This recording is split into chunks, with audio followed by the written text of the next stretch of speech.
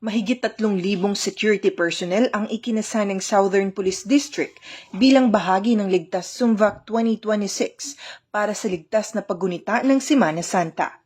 Sa kabuuan, may 2,848 PNP personnel, 717 allied unit, at 1,088 advocacy group that force multipliers na idineploy sa iba't ibang lugar ng convergence kabilang ang mga simbahan, pangunahing lansangan, tourist destinations, transportation hubs or terminals at mga iba pang lugar.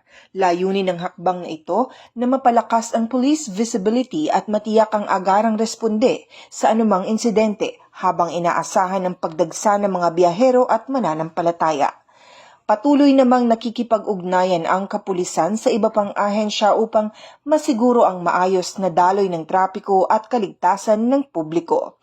Samantala, ayon sa District Director ng SPD, Police Brigadier General Randy Igay Arceo, mahalaga ang kooperasyon ng bawat isa upang mapanatili ang kaayusan.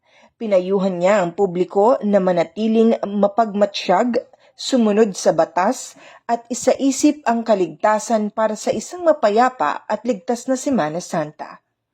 Ito ang bagong PNP para sa bagong Pilipinas, serbisyong mabilis, tapat at nararamdaman.